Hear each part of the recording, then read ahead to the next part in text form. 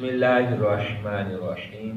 سبق نمبر 17 نحو کے حوالے سے ہم آپ سے مخاطب ہیں۔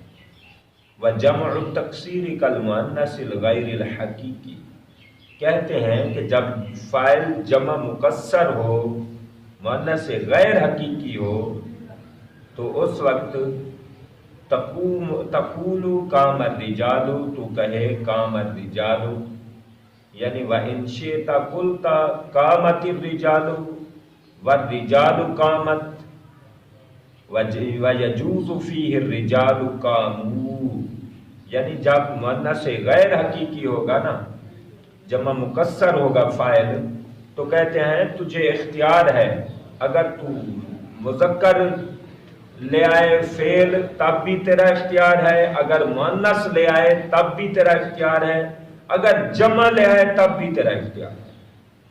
یعنی اس میں ہر طرح کے آپشن جائز ہے، جیسے قام الرجال، یا اگر تو چاہے تو یوں کہہ دے قامت الرجال، اگر تو کہے کہ الرجال قاموا، اگر یوں کہہ دے تو یہ بھی ٹھیک ہے۔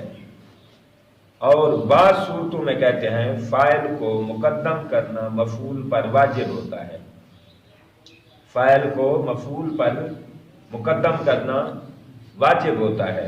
اذا کان مکسورین، جب کہ ہوں وہ دونوں مکسورہ، جب کہ ہوں وہ دونوں مکسورہ ہوں، تو پھر فاعل کو مفعول پر مقدم کرنا واجب ہوتا ہے۔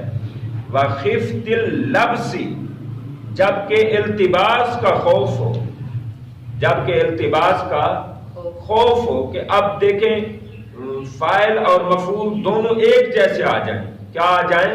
فاعل اور مفعول ایک جیسے، فاعل اور مفعول ایک جیسے آ جائیں، جیسے ضرب موسیٰ عیسیٰ، اب دیکھیں موسیٰ سین کھڑی زبر آ رہا ہے، عیسیٰ کھڑی زبر آ رہا ہے، اب اس میں دیکھنا ہوگا کہ مفعول کون سا ہے، سمجھ آ رہی ہے آپ کو؟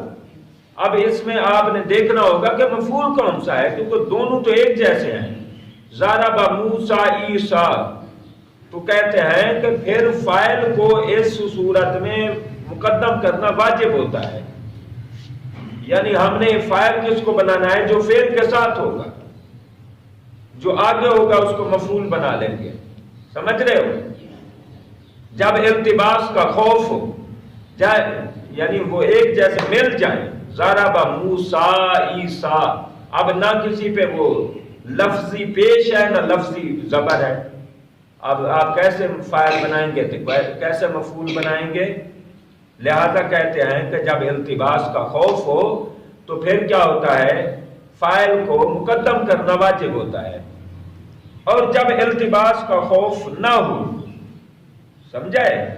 وَيَجُوزُ تَقْدِيمُ الْمَفْعُولِ، اور جائز ہوتا ہے مفعول کو مقدم کرنا فاعل پر، مفعول کو مقدم کرنا فاعل پر جائز ہوتا ہے۔ اِلَّمْ تَخْفِ اللَّبْسَ، اگر نہ خوف ہو لبس کا، التباس کا خوف، کٹھے ہونے کا خوف نہیں ہے، تو پھر مفعول کو مقدم کرنا جائز ہوتا ہے، جیسے اکل الکمثرى یحییٰ، کمثرى کہتے ہیں امرود کو، کس کو؟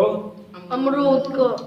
اب آپ کہیں کہ اکل الکمثرى یحییٰ، کھایا امرود کو یحییٰ نے، یعنی اب یوں تو اب تو التباس نہیں ہو سکتا، اب تو التباس نہیں ہو سکتا، اس لیے کہ امرود نے تو نہیں بندے کو کھا جانا، بندے نے امرود کو کھانا ہے، اس لیے کمثرہ جو آئے گا وہ کیا ہوگا؟ مفعول، کہ اس کو کھایا جائے گا، اور جو بندہ ہوگا یحییٰ وہ کیا ہوگا؟ فاعل، جیسے اکل الکمثرى یحییٰ، کھایا امرود کو یحییٰ نے، یا ضرب عمرا زید، مارا عمر کو زید نے، سمجھ رہے ہیں یہ؟ وَيَجُوزُ حَذْفُ الْفِعْلِ، اور جائز ہوتا ہے فعل حذف کرنا، حَيْثُ كَانَتْ قَرِينَةٌ، اس حیثیت سے کہ کوئی قرینہ ہو، جیسے نحو زید فی جواب من، من کے جواب میں زید، من قالا، من ضربا کہ کس نے کہا، کس نے بات کی، من ضربا کس نے مارا، قضا یجوز حذف الفعل والفاعل، اور کبھی کبھی فعل اور فاعل دونوں کو بھی حذف کر سکتے ہیں. جیسے نعم، کوئی شخص کہے کس نے بولا ہے، آپ کہیں نعم، جی ہاں، جی ہاں. کوئی پوچھے کہ کسی نے بولا ہے تو آپ کہیں جی ہاں، تو آپ نے نہ جی ہاں میں نہ آپ نے فاعل لگایا ہے، نہ مفعول فاعل لگایا ہے، نہ فعل لگایا ہے، صرف مفعول لگایا ہے، نعم، جی ہاں. تو یہ بھی جائز ہوتا ہے.